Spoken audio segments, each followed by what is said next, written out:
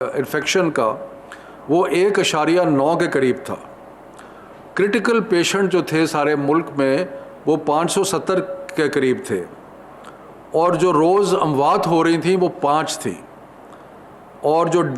روز کے کیسز آ رہے تھے وہ تقریباً 600 کے قریب تھے۔ پھر جب ہم نے 26 نومبر کو یہ فیصلہ کیا کہ تعلیمی ادارے بند کر دیے جائیں، تو اس وقت 1.9 سے بڑھ کے جو پازیٹیوٹی ریٹ تھا وہ 7.14 پہ چلا گیا تھا، یعنی کہ اتنا زیادہ آگے بڑھ گیا تھا۔ جو کرٹیکل پیشنٹس تھے وہ 570 کے قریب سے تقریباً 1958 ہو گئے تھے، اور جو روز مرہ کی اموات تھیں وہ 5 سے بڑھ کر 46 ہو گئی تھیں، اور جو روز کے کیسز تھے وہ 600 سے 3000 تک پہنچ گئے تھے۔ اس کے بعد ہم نے جب یہ صورتحال نظر آئی تو ہم نے تعلیمی ادارے بند کیے، کیونکہ ہمیں صحت کے جو ہمارے اکابرین ہیں، ڈاکٹرز ہیں، ان سب نے یہ بتایا کہ اسکول بند ہونے کا یا تعلیمی ادارے بند ہونے کا ایک واضح اثر جو ہے وہ انفیکشن ریٹ پہ پڑتا ہے۔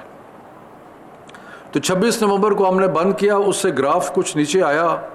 لیکن جو ہمارے پاس لیٹسٹ اسٹیٹسٹکس ہیں وہ یہ ہیں کہ یہ ابھی ہفتہ جو 14 جنوری کا ابھی ختم ہو رہا ہے کہ پازیٹیوٹی ریشو جو ہے وہ 6.10 ہے، یعنی کہ 7.14 سے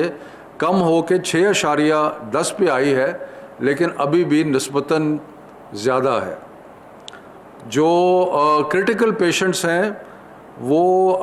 1958 سے بڑھ کے 2339 ہو گئے ہیں، یعنی کہ وہ 26 نومبر کے بعد کم نہیں ہوئے۔ جو روز ایوریج مورٹیلٹی ہے اس میں بھی تھوڑا سا فرق پڑا ہے، 46 سے 44 پہ آ گئی ہے، اور جو روزمرہ کے کیسز ہیں وہ 3000 سے کم ہو کے 2300 تک پہنچے ہیں، لیکن ابھی بھی بہت ہائی انفیکشن ریشوز ہیں اور کیسز جو ہیں وہ بڑھ رہے ہیں۔ تو اس لیے یہ سارے معاملات کو ذہن میں رکھتے ہوئے ایک بات تو بڑی کلیئر ہے کہ جتنے بھی تعلیم کے ساتھ وابستہ لوگ ہیں، چاہے سیاست میں، چاہے سرکاری ملازمت میں، وہ اس چیز کے بارے میں ان کو بہت شدید احساس ہے کہ تعلیمی ادارے بند ہونے سے بچوں کی جو سیکھنا لرننگ لیولز ہیں وہ بہت نیچے چلے جاتے ہیں، اور بہت نقصان ہوا ہے تعلیم کا ان پچھلے 8-9 ماہ میں۔ لیکن ساتھ ساتھ ہم نے صحت کا بھی خیال کرنا ہے، سو یہ دونوں چیزوں کو ہم نے بیلنس کرنا ہے، اور بیلنس اس طریقے سے کرنا ہے کہ کم سے کم رسک ہو اور ساتھ ساتھ تعلیم کا جو سلسلہ جو ہے وہ بھی جاری رہے۔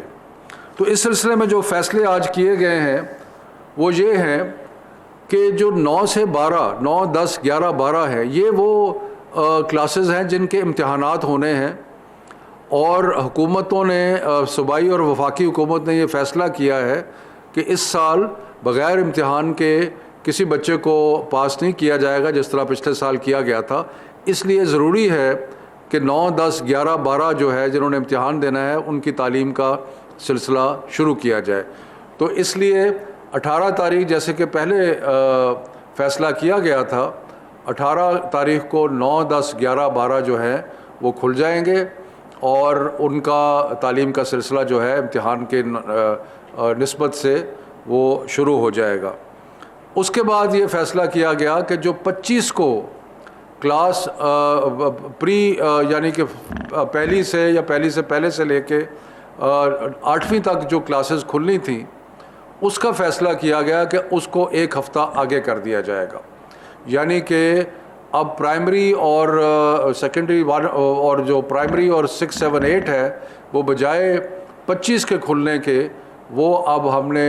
ارادہ کیا ہے کہ وہ فیصلہ کیا ہے کہ وہ 1 تاریخ کو کھلیں گے۔ اس کے بعد جو ہائر ایجوکیشن انسٹیٹیوشنز ہیں جس کا پہلے ہی فیصلہ 1 فروری کو ہوا تھا، وہ بھی 1 فروری کو کھل جائیں گے۔ سو میں دوبارہ رپیٹ کرتا ہوں کہ 9، 10، 11، 12 جس طرح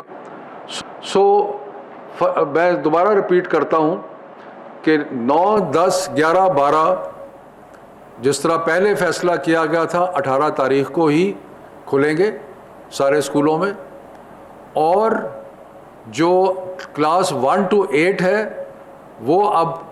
بجائے 25 جنوری کے وہ 1 فیبرری کو کھلیں گے، اور جو ہائر ایجوکیشن انسٹیٹیوشن جن کا پہلے بھی فیصلہ ہوا تھا وہ بھی 1 فیبرری کو کھلیں گے۔ اب اس کے ساتھ ساتھ کچھ اور چیزوں کے بارے میں بھی تفصیلی بحث کے بعد فیصلہ ہوا ہے، اور وہ یہ ہے کہ جو انفیکشن کے ریٹس ہیں وہ مختلف شہروں میں مختلف ہیں۔ بڑے بڑے جو سینٹرز ہیں پاپولیشن کے، لاہور، کراچی، پشاور، حیدرآباد، وہاں پہ زیادہ آپ کو انفیکشن نظر آتی ہے، اور کچھ اور جگہ پہ انفیکشن کم نظر آتی ہے۔ تو اگلے ہفتے 9, 10, 11, 12 تو کھل جائیں گے، لیکن اگلے ہفتے national command and operation centre میں ہم سارے ڈیٹا کا دوبارہ اسٹڈی کریں گے، اور اس چیز پہ غور کیا جائے گا کہ 1 تاریخ کو کیا وہ شہر جہاں پہ انفیکشن ریٹ بہت زیادہ ہے کیا ان کو ابھی نہ کھولا جائے۔ تو یہ چیز جو ہے، یعنی کہ ایک سمارٹ اپروچ کہہ لیں یا ٹارگیٹڈ اپروچ کہہ لیں، اس کے بارے میں غور ہوگا کہ ابھی تو یہ فیصلہ ہے نا کہ 9, 10, 11, 12 تو سارے پاکستان میں کھل رہے ہیں، لیکن 1 تاریخ کو کیونکہ پرائمری بچوں نے آنا ہے اور سیکنڈری اور ہائر ایجوکیشن نے آنا ہے، تو اس سے پہلے یہ دیکھا جائے گا کہ شہروں کے اندر انفیکشن کتنی ہے، اور اس کا حساب کتاب لگا کے کوئی پالیسی جو ہے وہ اگلے ہفتے کی جائے گی۔ یہ ممکن ہے، ایسا فیصلہ تو نہیں ہے، لیکن ممکن ہے کہ اگر کسی شہر میں انفیکشن ریٹ بہت زیادہ ہے تو وہاں پہ تعلیمی ادارے جو ہے نہ کھولے جائیں، لیکن جو باقی جگہ یا باقی اضلاع ہیں وہاں پہ کھول دیے جائیں۔ ایک تو یہ ہے۔ دوسری چیز جس کے بارے میں اگلے ہفتے ہم نے فیصلہ کرنا ہے کہ جہاں جہاں بندش ہوتی ہے وہاں پہ جو پہلے ایک فیصلہ کیا گیا تھا کہ ہفتے میں 1 دن بچے آئیں اور آ کے اپنا ہوم ورک جو ہے وہ اسکول سے لے کے چلے جائیں، تو کیا یہ سلسلہ جو ہے اس کو بھی ہم کسی طریقے سے جاری رکھ سکتے ہیں یا نہیں جاری رکھ سکتے۔ میں ایک آخری دفعہ سارے فیصلے دوبارہ دہراتا ہوں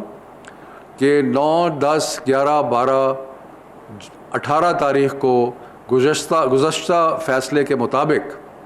18 تاریخ کو کھلیں گے،